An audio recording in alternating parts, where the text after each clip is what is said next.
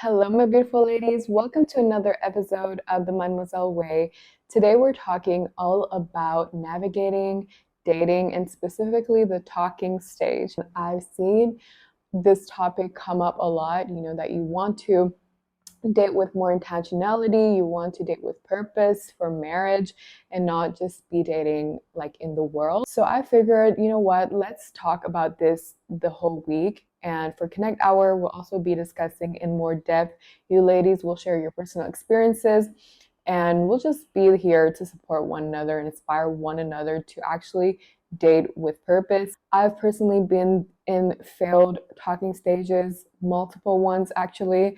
So I feel like I do have a few things to say and things to avoid as well when you're in the talking stage. So, what is the talking stage? The talking stage is basically you guys are just talking, getting to know one another. It's the phase where you're both not official yet. You're just seeing if you're going to be compatible with the other person. There's two different ways of handling the talking stage, either in a very worldly, casual manner or the intentional way. And this is the Mademoiselle way that we want to go for. I'm going to share a personal story of me when I was in university. When I first got into dating, I didn't know anything about dating, at least the proper intentional way. I just wanted to gain validation from men, honestly. And this one person showed me that validation. I was charmed by his intelligence, his career, by his knowledge, by his looks, even. And that really blinded me to a lot of other things. I was really charmed by the wrong things. What I did as a young 19 or 20-year-old girl, I gave myself fully to this man without even him ever asking me out on a date, which is crazy. I had zero clear boundaries. I let him take me wherever he wanted to go. And even though I was deep down seeking a relationship, I was seeking some consistency, but I could not communicate that to him because I feared that if I communicate, this person will leave me. He will think that I'm psychotic, that I'm not the cool girl. But guys, there's absolutely nothing cool about being stuck in a cycle of situationships and getting too emotionally invested in someone who doesn't see a future with you. And what happens when you don't have clear boundaries, you give your all too easily, very early on in a talking stage situationship, you become attached. And now you start over investing in a fantasy rather than reality. You see things for what they could be rather than what they are, what this person is actually showing you. You start imagining a future before even knowing them, before even knowing what they like, what their parents' names are. Start making excuses for their behavior. I remember when this person was very inconsistent with his behavior, when he would just text me whenever he wanted to see me rather than actually putting in consistent effort. I just thought, oh, he's just busy. He's very career driven. I guess it's a given. It's totally normal. It's just so crazy to me that we justify these kinds of behaviors of men being inconsistent and men not leading properly. We think, oh, it's just they're busy. They have other things going on. Okay, sure. Well, there are little fathers who have full-time jobs, extra jobs, full on family, and still make time for their wives. Why are we putting this narrative in our heads that this person who doesn't even have a full time job can't even make time for you? Is that where we're actually going to settle for? And with attachment, you start to mistake chemistry for compatibility. We always talk about chemistry in terms of dating, especially in the talking stage. We had amazing chemistry. Oh, you don't understand.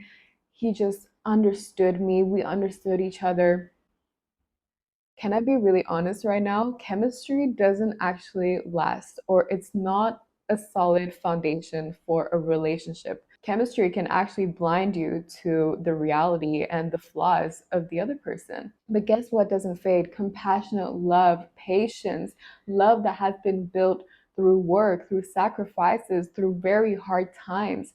That is real love, not the chemistry and the feelings that you have. And this goes for people that you feel like you don't have a big chemistry. Yes, it is a little bit there, but oh, the other person before this, I had a bigger chemistry with them. That actually can blind you guys because I remember the person that I used to see before, I thought we had amazing chemistry. We liked the same interests. There was just this vibe and connection. I really thought that this was the man of my dreams. Guess what happens? We're not together. We were never even officially together. And with my current partner, we didn't even have this full on chemistry, crazy butterflies. It was very calming in the beginning. Yes, of course, there was some sort of chemistry, and I felt like I connected with him. But the love that I have for him is so much deeper than those early days. We've actually built the love that we have for each other. It actually requires work. It's not, you cannot just rely on chemistry and short term feelings and oxytocins. These are things that are not stable foundations for a relationship if you're actually looking to get married with someone, if you want to date to marry for a long-term relationship, it can only go so far, and sometimes it actually blinds you to who the person actually really is. Compatibility, it's something that you can actually work towards, and it's not a result of just the first few days. It actually takes time. I mentioned attachment leads to overinvesting in a fantasy rather than reality, making excuses for poor behavior, and thirdly, mistaking chemistry for compatibility. And what happens when you're attached? What happens when you overly invest in a talking stage very early on? You're blind to every flaw, every problem that comes up. You have these rose colored glasses full on, and you find yourself in a cycle of talking stages, situationships that last months and months, even years. Mine lasted over a year, which is, I don't know why I did that to myself. Can I just say that it doesn't need to take that long? A talking stage doesn't need to take a few months, a year. Let's not do that to ourselves. I've been there, and to be honest, that was one of the hardest and most anxiety inducing years of my life, where I felt every single day that I was too sick to eat properly. I wasn't taking care of myself because all I could think of was if this man would text me. And that is such a sad reality. And then he would text me, and I would feel all these emotions and oxytocin rise, and it would be the best day of my life. And then I would see him, and the next cycle continues. I'm waiting for a text. I'm waiting a week, 2 weeks. And then he texts me again. And it's just not a healthy foundation for a relationship. This is not what we're settling for. And this is not a foundation for marriage. Clearly not. Imagine you get married to a partner and he's inconsistent like that, and you're guessing and wondering how he feels about you. Like, this is not what marriage is supposed to be about. I've written down a few things here to look out for when you're in the talking stage. Number one is friendship. This is something that I did differently with my partner as opposed to the previous people that I was seeing in the past.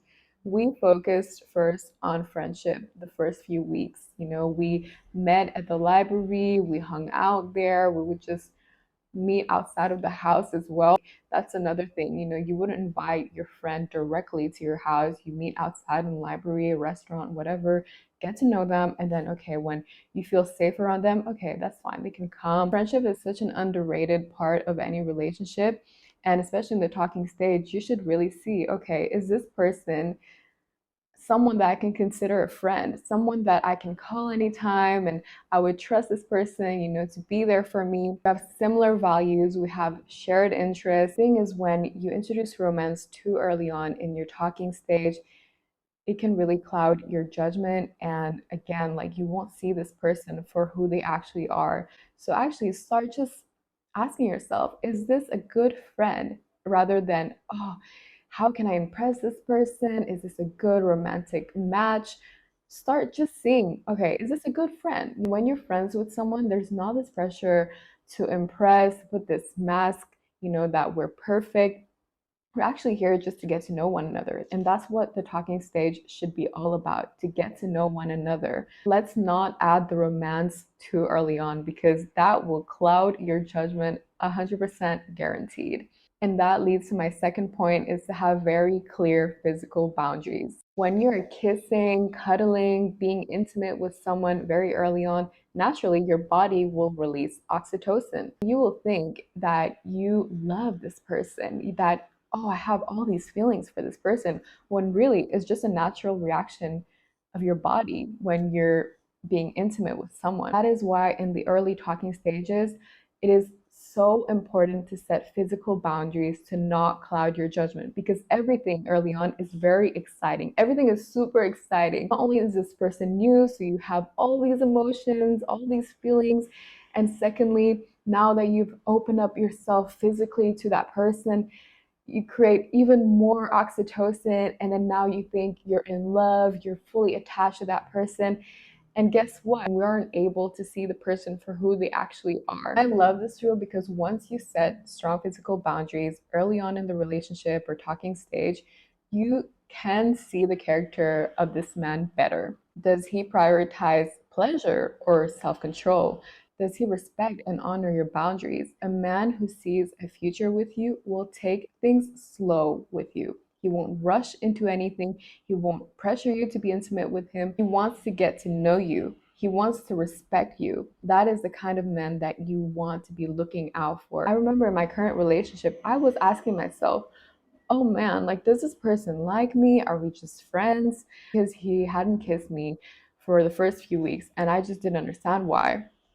I was so used to men just doing that right away and thinking that that's what love is. No, love is self control, love is patient. Like we see it in the word, love is kind, love is patient. Love does not envy, it doesn't boast. It takes time, right? I just can't believe that I thought that the more physically intimate you are early on, the higher the chances he will love you. All these really foolish ideas that I really bought into. And I really wish that I had a big sister tell me that you don't have to do all this. You don't have to step on your own physical boundaries to please a man, to make him stay with you. You have to give your body for a man to stay with you. He is not your man. He is not your man. Now, thirdly, is consistency over excitement. I want you ladies to actually think of the traits that your husband will have, your ideal partner. Write it all down. How does he act? Is he consistent in his behavior? Is he there and present for his family? These are traits that you should be looking out for in the talking stage as well. There's no hot and cold. We don't do that anymore here. We want a man who is reliable, who is consistent, who plans things, initiates things. In the talking stage, it is so crucial to see if he's leading, if he's initiating things. A man who is interested in you and sees a future with you will initiate plans. He will initiate conversations. He will initiate the next time that you guys will hang out. And he's not afraid to set intention. Like, hey, I want to take you out on a date. That is the kind of man that you should be looking out for. When you're in the talking stage, you should feel pursued, not confused. The amount of ladies who have come to me and asked me, Aurelia, I'm currently talking with this man. It's been a few months. I don't really know where it's going. I see that there are some signs it could be going somewhere, but we haven't really had the chat. I'm telling you, ladies, 99% of the time, it is not going anywhere. And I'm sorry if it's the brutal truth, but a man who is interested in you will actually make it known to you. He will be very honest and clear with what he wants, and he will pursue you. He will initiate things, and you don't have to second guess, overthink. It's not healthy to find yourself in situations where you're constantly overthinking of what you guys are, of the status of your relationship. Don't assume, just ask. There's no loss in asking where you guys are headed. It will save you so much heartbreak, so much overthinking. You have to be very clear in your expectations and state them. I remember after so many failed talking stages, I was so tired of it. I was tired of constantly getting led on and then being heartbroken, that with my current partner, I asked him a few weeks in, I asked him, what do you see in me? Like, do you see a future together? And he was very clear. He didn't feel attacked or threatened by it. He wasn't trying to avoid a conversation like some men would do. You have every single right to address your discomforts. This is a two-person relationship, not you pleasing him. So if you're confused and wondering where this relationship is going, address that discomfort. A relationship is supposed to give you peace, not you constantly dwelling over the future. The last point is to stay rooted in values. Make sure that you actually have aligned values, not just good vibes. We have so much fun together. Actually, really pay attention to his values. If you are a woman of faith, a woman of God, pay attention to, okay, is he actually very serious also in his walk with God? Is he taking prayer seriously? Is he humble enough, to seek that prayer, constantly seek that voice from God every single day? And is he bringing you closer to God? And you can do this as well, in your personal time. Pray for wisdom, not only for confirmation. Oh, God, I do not want a confirmation this man is the right one for you, but actually pray for wisdom. Can I just tell you, ladies, that me reading Proverbs and Ecclesiastes for a month and a half straight every single day changed so much in me inwardly that I'm starting to see things and waking up to things that maybe I wasn't okay with before. Don't force something that God clearly hasn't blessed. A man who can lead you spiritually, who's like, okay, let's pray together about this issue, or, you know, I'll pray for you. Okay, let's do a Bible study together. I love that. That's when I feel the most connected. It's not when we're vibing, we're out in a bar and just, yes, these things are fun, but actually they're not good foundations for a relationship. Those are my thoughts in the talking stage, how I would navigate the talking stage as a mademoiselle, mistakes to avoid too early on in a relationship. I really hope you ladies find value from this. Cannot wait to chat with you this Saturday morning or Friday night, for those in the US, dating for purpose, for marriage. It'll be a fun time. All right, guys. I love you guys so much and see you Saturday. Mwah.